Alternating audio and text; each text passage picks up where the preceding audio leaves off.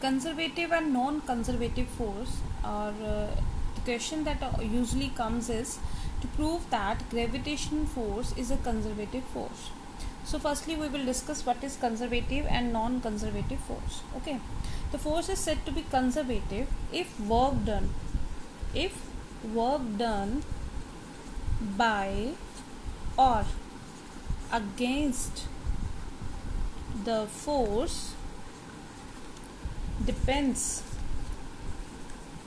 only on initial or final positions. Okay, it depends only on initial or final positions and not on the path followed, right? So what is the conservative force? It is that forces in which the work done by or against the force depends only on the initial or final positions and not on the path followed. Means whatever the path we follow, the value of the work done will always remain same. And non-conservative means in which there will be that depends upon the initial and final positions. For conservative forces we can give the example of gravitational force, or we can give the example of electric force in case of a stress spring.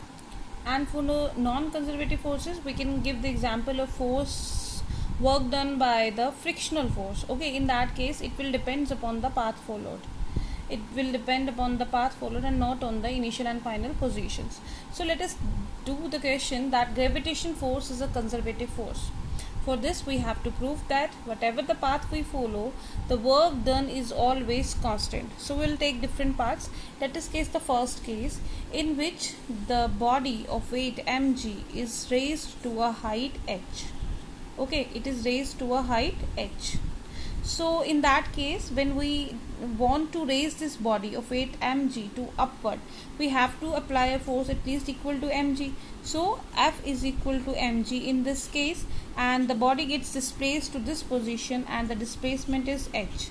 So work done is equal to force into displacement, which is equal to force into displacement, and angle theta is 0. So this is cos 0. So we can write here Fs, which is equal to mgh. So write it number 1. So work done is equal to mgh in first case. Now let us consider that body is raised to a height h. This is the height h. Okay, through this inclined plane. Okay, so let us consider, we name this as A, B and C.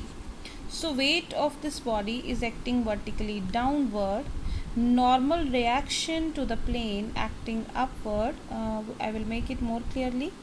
At this point, normal reaction acting vertically upward. And if we resolve this component, this is mg, this is mg cos theta, and this is mg sin theta. Okay, so since we are raising it upward, so we are applying the force in this direction. Fine. So we are applying the force in this direction. So accordingly, let this angle is theta.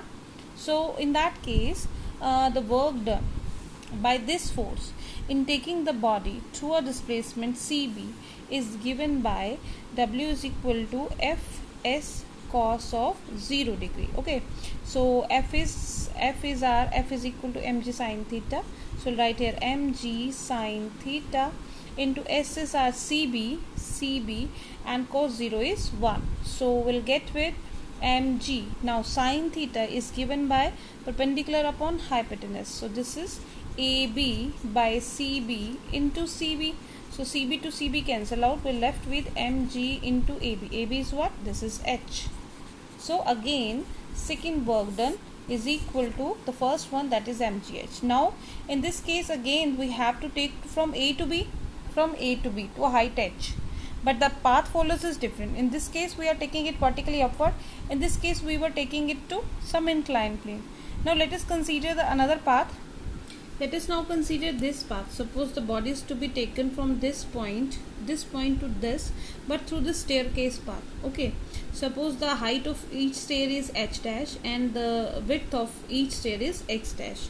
So firstly, since we are taking it upward, the force is acting upward when we are taking it from this to this point. Okay, so work 3 is equal to mg h dash displacement cos of 0, and for this case mg x dash cos of 90 degree, because we are taking the body up, force is upward, but in this case the displacement is along this direction. Force is in this direction, displacement is in this direction, so angle is 90 degree. So mg cos 90 degree. This is for the first case only, but here suppose these are n number of staircases, so we write here n. So this becomes n mg h dash plus 0, because cos 90 is 0, so we're left with mg into nh dash. Now what is nh dash? 1 2 3 4 5 and so on. nh dash is equal to h, so we'll write here nh dash is equal to h. So therefore work done 3 is equal to mgh. So again we get the same work done, although the path taken was different. Now next case, let us consider we take a zigzag path like this.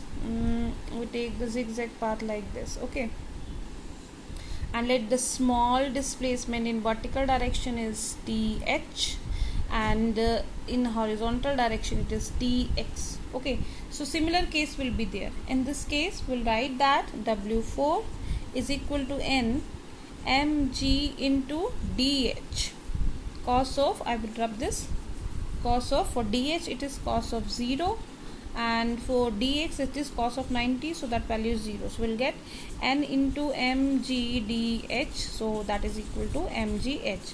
So from all these discussion we came to know that the work done is same in all the cases and depends only on the height h, that is initial and final positions, and is independent of the path followed. Whatever we follow the path, the work done will always remain same by the gravitational force, and hence the gravitational force is a conservative force.